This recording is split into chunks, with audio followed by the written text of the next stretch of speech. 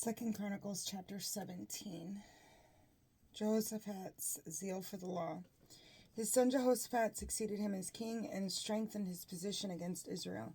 He placed armed forces in all the fortified cities of Judah and set garrisons in the land of Judah and in the cities of Ephraim, which Asa his father had taken. The Lord was with Jehoshaphat, for he walked in the earlier ways of David his father, and did not seek the Baals. Rather, he sought the God of his father, and walked in his commands, and not the practices of Israel. Through him the Lord made the kingdom secure, and all Judah gave Jehoshaphat gifts, so that great wealth and glory was his. Thus he was encouraged to follow the Lord's ways, and once again he removed the high places and the Asherahs from Judah.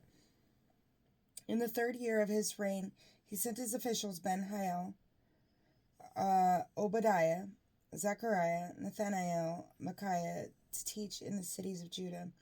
With them he sent the Levites, Shemaiah, Nethaniah, Zebediah, Asael, Shemiramoth, Jehonathan, Adonijah, and Tobijah, together with Elishama and Jehoram the priests. They taught in Judah, having with them the book of the law of the Lord. They traveled through all the cities of Judah and taught among the people his power. Now the fear of the Lord was upon all the kingdoms of the countries surrounding Judah, so that they did not war against Jehoshaphat. Some of the Philistines brought Jehoshaphat gifts and a tribute of silver. The Arabians also brought him a flock of 7,700 rams and 7,700 he-goats. Jehoshaphat grew even greater. He built strongholds and store cities in Judah. He carried out many works in the cities of Judah, and he had soldiers, valiant warriors, in Jerusalem. This was their mustering according to their ancestral houses. From Judah the commanders of thousands, Adnah the commander, and with him 300,000 valiant warriors. Next to him Jehohanan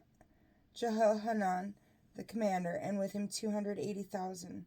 Next to him Amasiah son of Zichri, who offered himself to the Lord, and with him 200,000 valiant warriors. From Benjamin Eliada, a valiant warrior, and with him 200,000 armed with bow and buckler.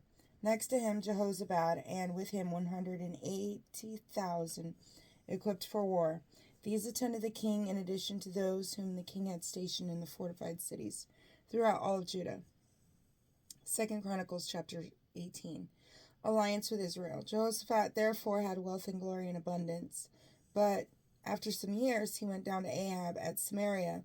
Ahab slaughtered numerous sheep and oxen for him and for the people with him, and incited him to go up against Ramoth-Gilead. Ahab, king of Israel, asked Jehoshaphat, king of Judah, "Will you come with me to Ramoth-Gilead?" He answered, "You and I are as one, and your people and my people as well. We will be with you in the battle." Jehoshaphat also said to the king of Israel, "Seek the word of the Lord at once." Prophets in conflict. The king of Israel assembled the prophets, 400 of them, and asked, "Shall we go to fight against Ramoth-Gilead, or shall I refrain?" They said, "Attack. God will give it into the power of the king." But Jehoshaphat said, "Is there no other prophet of the Lord here we might consult?" The king of Israel answered, "There is one other man through whom we may consult the Lord. But I hate him, because he prophesies not good, but always evil about me. He is Micaiah, son of Imlah." Jehoshaphat said, "Let not the king say that." So the king of Israel called an official and said to him, "Get Micaiah, son of Imlah, at once." The king of Israel and Jehoshaphat, king of Judah, were seated, each on his throne, clothed in their robes of state, in the square at the entrance of the gate of Samaria. And all the prophets were prophesying before them. Zedekiah, son of Shenaniah, made himself 2 horns of iron, and said, "The Lord says, with these you shall gore Aram until you have destroyed them." The other prophets prophesied in the same vein, saying, "Attack Ramoth-Gilead and conquer. The Lord will give it into the power of the king." Meanwhile the messenger who had gone to call Micaiah said to him, "Look now, the words of the prophets are as one in speaking good for the king.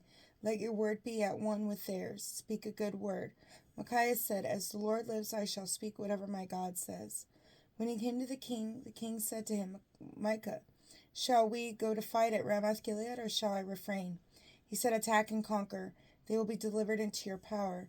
But the king answered him, How many times must I adjure you to tell me nothing but the truth in the name of the Lord?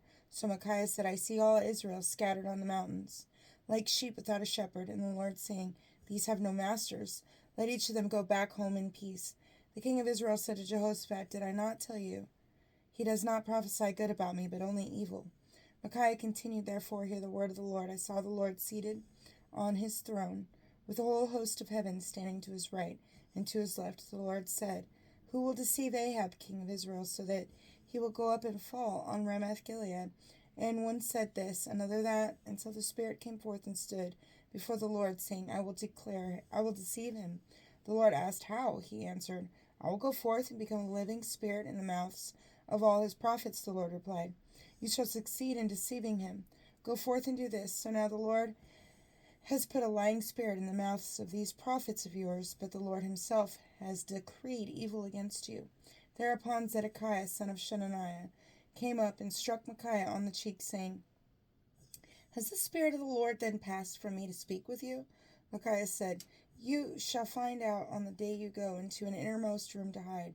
The king of Israel then said, Seize Micaiah and take him back to Amon, prefect of the city, and to Joash the king's son, and say, This is the king's order. Put this man in prison, and feed him scanty rations of bread and water until I come back in safety. But Micaiah said, If ever you return in safety, the Lord has not spoken through me. He also said, Hear, O peoples, all of you. Ahab's death. The king of Israel and Jehoshaphat, king of Judah, went up to Ramoth Gilead, and the king of Israel said to Jehoshaphat, I'll disguise myself and go into battle, but you put on your robes. So the king of Israel disguised himself, and they entered the battle. In the meantime, the king of Aram had given the chariot commanders the order, Fight with no one, great or small, except the king of Israel alone. When the chariot commanders saw Jehoshaphat, they thought, There is the king of Israel, and wheeled to fight him. But Jehoshaphat cried out, and the Lord helped him. God induced them to leave him alone. The chariot commanders, seeing that he was not the king of Israel, turned away from him. But someone drew his bow at the random and hit the king of Israel between the joints of his breastplate. He ordered his charioteer, Rein about and take me out of the ranks, for I am wounded. The battle grew fierce during the day, and the king of Israel braced himself up in his chariot facing the Arameans until evening. He died as the sun was setting. 2 Chronicles Chapter 19. Jehoshaphat rebuked. Jehoshaphat, king of Judah, returned in safety to his house in Jerusalem. Jehu, the seer, son of Hanani, went out to meet King Jehoshaphat and said to him, Should you help the wicked and love those who hate the Lord? For this reason, wrath is upon you from the Lord. Yet some good has been found in you, since you have removed the Asherahs from the land, and have set your heart to seek God. Judges appointed. Jehoshaphat dwelt in Jerusalem, but he went out again among the people from Beersheba to the highlands of Ephraim, and brought them back to the Lord, the God of their ancestors. He appointed judges in the land in all the fortified cities of Judah, city by city. And he said to them, Take care what you do, for the judgment you give is not human, but divine. For when it comes to judgment, God will be with you. And now let the fear of the Lord be upon you. Act carefully, for with the Lord our God there is no injustice, no partiality, no bribe-taking. In Jerusalem also Jehoshaphat appointed some Levites and priests, and some of the family heads of Israel, for the Lord's judgment and the disputes of those who dwell in Jerusalem. He gave them this command, Thus you shall act in the fear of the Lord, with fidelity and with an undivided heart, and in every dispute that comes to you from your kin living in their cities, whether it concerns blood guilt or questions of law, command statutes or ordinances, warn them lest they incur guilt before the Lord, and his wrath come upon you and your kin. Do that, and you shall not incur guilt. See now, Amariah is chief priest over you for everything that pertains for the Lord, and Zebediah, son of Ishmael, is leader of the house of Judah in all that pertains to the king, and the Levites will be your officials. Take firm action, and the Lord will be with the good. God bless you.